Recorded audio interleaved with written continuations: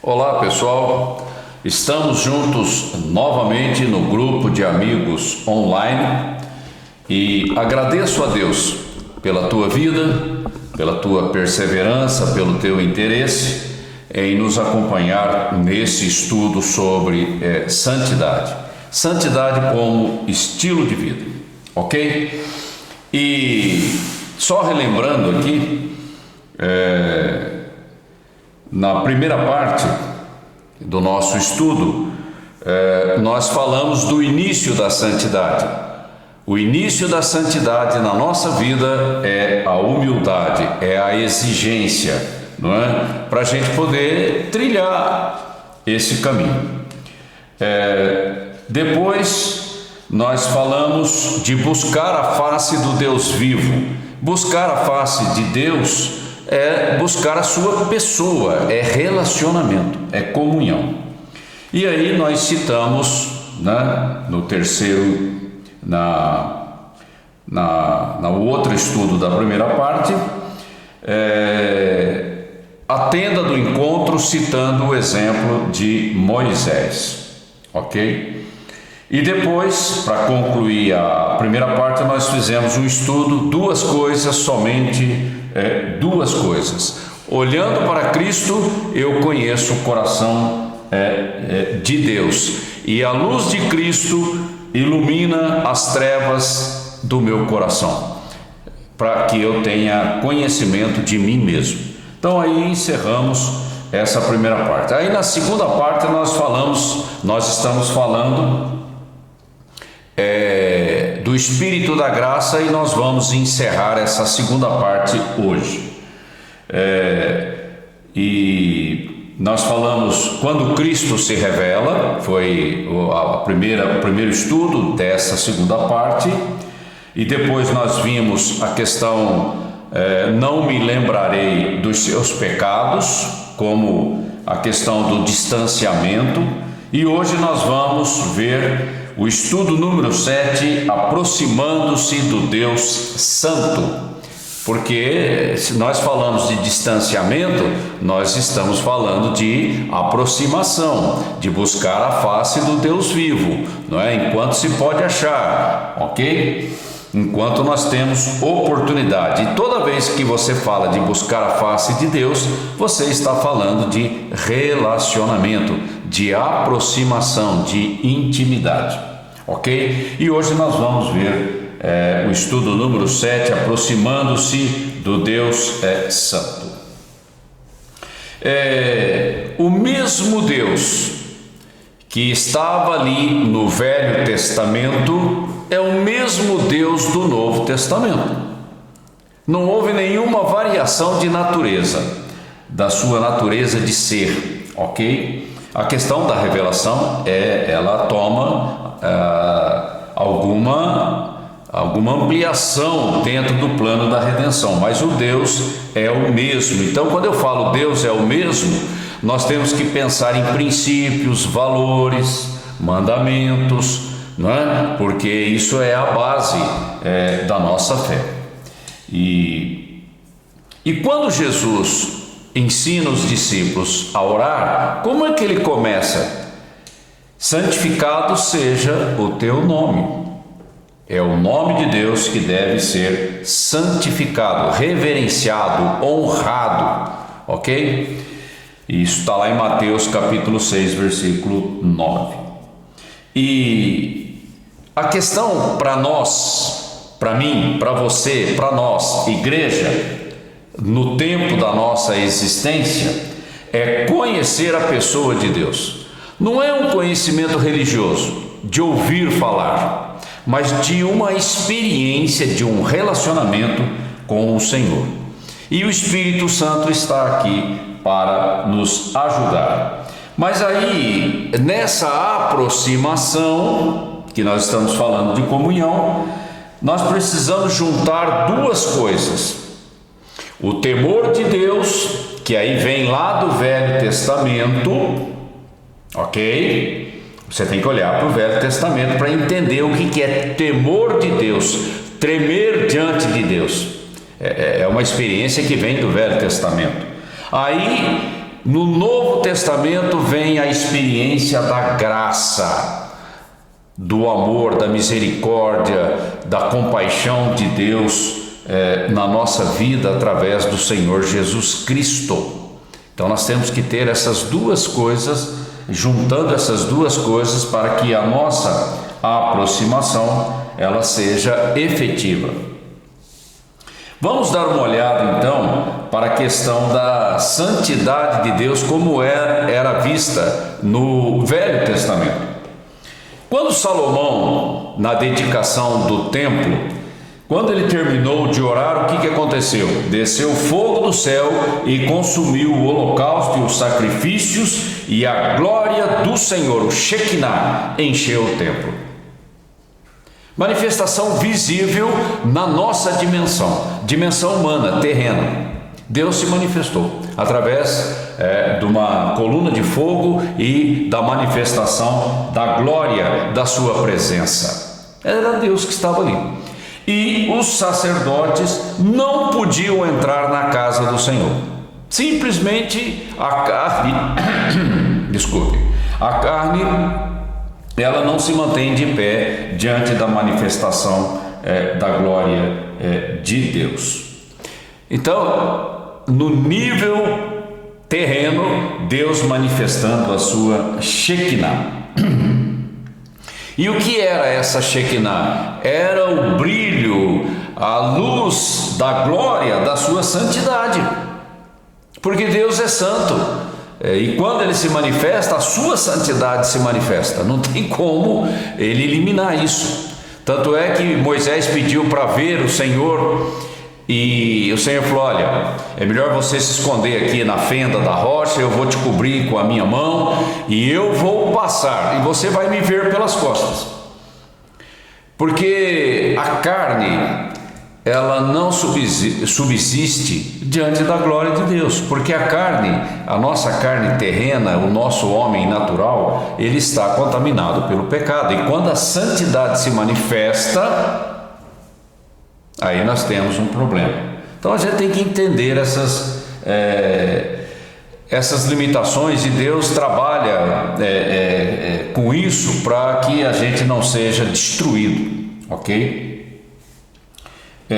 Mas o interessante é que Jesus Cristo, o Filho de Deus, o Verbo que se fez carne e habitou entre nós, ele andou no meio dos homens, mas aí ele estava num corpo humano, aí era como Filho do homem, né? Andando no nosso meio, tocando as pessoas, conversando com as pessoas, relacionando com as pessoas, né? Operando milagres no meio das pessoas, e era o próprio Deus entrando na nossa história. Então agora a gente tem que juntar a experiência do Velho Testamento, Deus se manifestando com a sua santidade impactante, e agora o próprio Cristo passeando no nosso meio, né? Duas realidades que nós precisamos juntar. E o interessante é que eles, lá na consagração do templo, na dedicação do templo, eles exaltaram a bondade de Deus e a sua misericórdia que dura para sempre. Nós não fomos destruídos, o próprio Deus visitando o templo de Salomão e as pessoas ainda permanecendo vivas, e é a presença de Deus que faz toda a diferença, que fez toda a diferença na vida de Israel e que faz toda a diferença na vida da igreja, na minha vida e na tua vida. E o interessante é que imediatamente eles ofereceram sacrifícios enormes ao Senhor. O interessante é que quando nós temos uma experiência real com o Senhor, doação parece que passa a ser uma coisa normal na nossa vida, porque o Senhor é maior do que tudo aquilo que nós possamos doar a Ele como sacrifício. E na verdade, na dimensão da nova aliança, tudo que Ele quer é o nosso coração, porque Ele estabelecendo o governo no nosso coração, Ele tem toda a nossa vida sendo oferecida a Ele como um incenso suave, agradável a Ele. Mas quando eu não tenho uma experiência pessoal, real, experimental com o Senhor, eu fico com o pé atrás. Eu tenho receio de obedecer, eu tenho receio de doar, eu fico desconfiado. Então, a minha vida, para ser impactada, eu preciso dessa experiência pessoal com o Senhor. E quanto mais eu vejo o Senhor, a glória do Senhor, mais eu me entrego como sacrifício vivo nas suas mãos. É relacionamento, ok? É diferente de um relacionamento formal através de uma religiosidade. Quando é pessoal, é uma experiência que ninguém pode cancelar. E veja bem, eu tenho que sair desse nível de conhecer a Deus do ponto de vista intelectual para ir para uma experiência pessoal com Ele. E isso faz toda a diferença. Então, eu saio daquela coisa do cerimonial, da liturgia, da catequese, né? E vou para o nível experimental, de intimidade com o Senhor. A sua presença manifesta dentro de mim, que agora eu sou o santuário do Senhor. Então eu saio de uma formalidade religiosa e venho para o mover. O mover fala de um mover vivo através do Espírito Santo na minha vida e no meio da congregação. E nós não podemos criar, vamos dizer assim, inovações,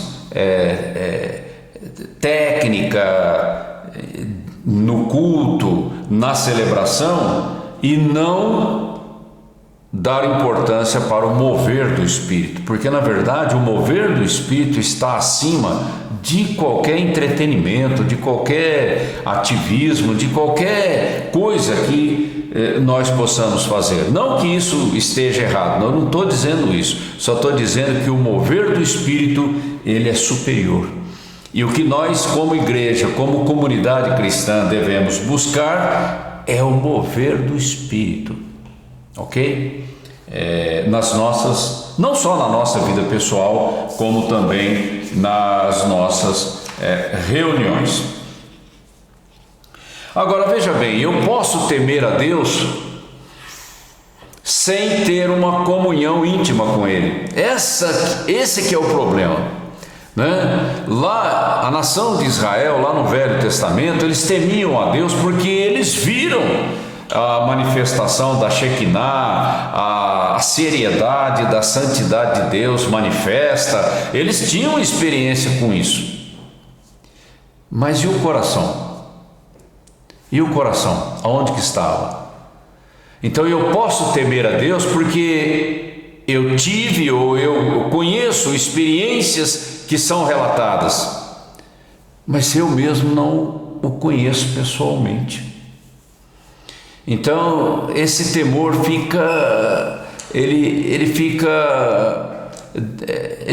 é incompleto. É um temor de ouvir falar de uma tradição que é passada, mas não vem de uma experiência pessoal com o Senhor. Porque quando eu tenho uma experiência com o Senhor, e isso fala de relacionamento, então a motivação correta do meu coração é o amor a Deus.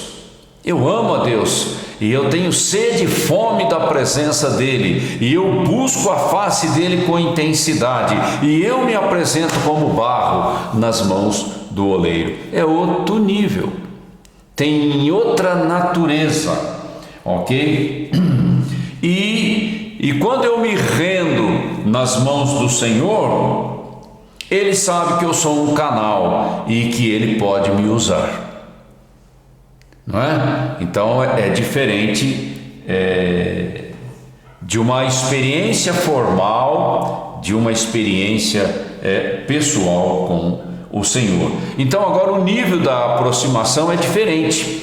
Lá no Velho Testamento tinha o temor, mas um temor que misturado com o medo por causa das manifestações, não é? Mas intimidade mesmo. E isso veio lá da experiência da tenda do encontro de Moisés. Quem que ia para lá para buscar a face do Senhor? Todo mundo ficava vendo Moisés e Josué ir lá para a tenda, mas o povo mesmo não ia. E quando aparecia um sinal da presença de Deus, aí todo mundo se prostrava. Mas é uma reverência que não envolve intimidade. Essa é a questão.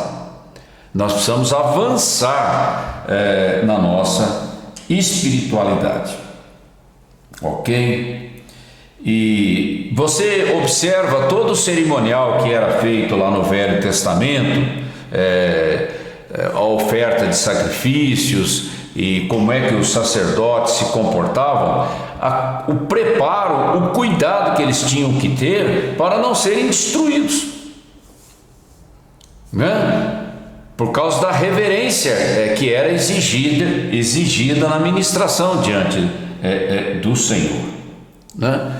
Já na nossa dispensação da graça, gente, o véu foi rasgado, já não tem mais um véu, o véu foi rasgado e o acesso à sala do trono foi liberado, o preço já foi pago e o sacrifício de Jesus é superior a todo o cerimonial do templo, de toda aquela liturgia levítica que era exigida lá da nação de Israel. E Hebreus fala disso, o livro de Hebreus fala disso, dessa superioridade do sacrifício de Cristo, do sangue inocente, puro, perfeito, que foi aceito, o sacrifício foi aceito por Deus. Ele fala da superioridade do Filho, do sacrifício do Filho de Deus na cruz, em relação a todo o cerimonial que era lá do Velho Testamento. Então, como igreja, e principalmente a gente fala dos gentios, a gente tem que começar a ter um pouco mais de reverência diante do sangue que foi derramado, diante do preço que foi pago, e isso tem que mexer comigo. A minha reverência, o meu temor, a supremacia, a superioridade do sacrifício de Cristo e a importância disso na minha vida, mudando, alterando o meu comportamento, até as minhas atitudes e a minha maneira de se vestir e de se apresentar diante de Deus numa celebração. Você já parou para pensar nisso? Porque nós gentios somos meio folgados, né? A gente não tem muito aquela disciplina, aquela reverência, né? A gente acha que de qualquer jeito tá bom, porque ninguém está morrendo, né? O Espírito se move e não morre ninguém. Então a gente fica um pouco solto, né? E a gente tem que começar a prestar atenção, porque em dias de avivamento, quando o mover do Espírito se torna intenso, o perigo aumenta da manifestação da glória do Shekinah do Senhor no meio da congregação, e isso deve trazer temor no nosso coração. E eu nunca devo me aproximar do Senhor numa atitude irreverente. É perigoso trabalhar, porque quando o nível da unção sobe, o nível da reverência também sobe.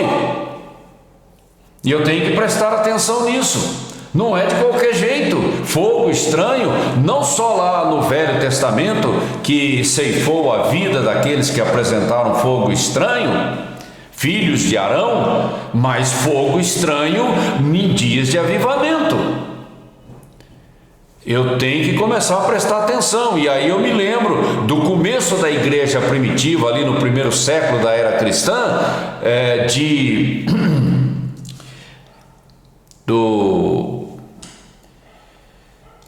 Safira e Ananias. Me fugiu um pouco, mas agora eu me lembrei. De Safias e Ananias e Safira, ali no começo da igreja primitiva. Eles foram ceifados. Dias de avivamento são dias de temor, porque é a santidade, é a Shekinah do Senhor que se manifesta no meio da igreja. Mas Deus não despreza um coração aquebrantado, um coração arrependido. Por isso que eu digo, a palavra de Deus nos convida a sermos ousados nas nossas atitudes, entrando confiadamente na sala do trono. Por quê? Por causa da cobertura do sangue do Cordeiro sobre a minha vida, para que eu não seja destruído. Entende? Essa questão é importante. Aí fala de quebrantamento, de arrependimento, de um coração rendido aos pés do Senhor. É a graça, a maravilhosa graça de Deus na nossa vida. Mas a gente tem que prestar atenção o preço que foi pago, o alto preço que foi pago pela minha liberdade, pela liberdade que eu tenho para entrar na sala do trono. É por causa do sangue que foi derramado.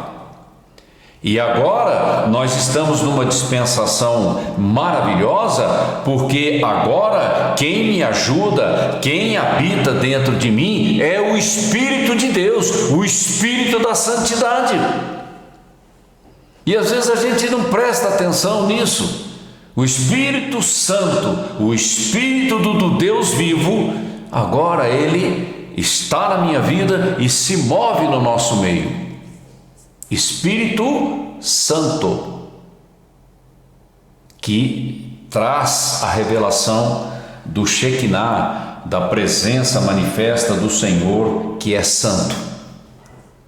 E isso deve trabalhar aqui o nosso entendimento, para que nós possamos valorizar a reverência na casa do Senhor. Reverência na casa do Senhor. O que nós falamos, a nossa postura, nossas atitudes, a nossa maneira de se vestir, tudo é importante na casa do Senhor. Só que a graça não é regras que ficam engessando a comunidade. A graça cria um ambiente de liberdade para que nós possamos expressar a nossa verdadeira adoração, o nosso verdadeiro culto ao Senhor, mas num espírito de santidade, de temor diante do Senhor, mas com liberdade. A graça é muito superior à lei. A graça custou o sangue do Senhor Jesus Cristo, e por isso, como família de Deus, nós somos filhos e temos liberdade de buscar a face do Deus Todo-Poderoso e receber socorro no momento de necessidade, no momento oportuno. Mas só que o Espírito Santo valoriza a pessoa do Senhor. Não é uma questão apenas religiosa, é uma pessoa com quem eu tenho relacionamento, ok? E eu tenho que passar em revista a minha vida, assim, com sinceridade diante de Deus. Como é que eu tenho me comportado, como é que eu tenho me apresentado na casa do Senhor? E o que tem impedido a minha aproximação, a minha liberdade, a minha expressão diante do Senhor? Aonde que tem algum embaraço, alguma coisa me prendendo? Eu tenho que colocar isso diante do Senhor e buscar socorro no poder da graça, que tem o poder de transformar e de mudar a minha vida. Sendo sincero diante de Deus. E fala: Senhor, eis-me aqui, trabalha a minha vida, transforma a minha vida, muda a minha vida e usa-me conforme o teu querer. Esse é o nosso chamado, um chamado para a liberdade, mas liberdade com reverência.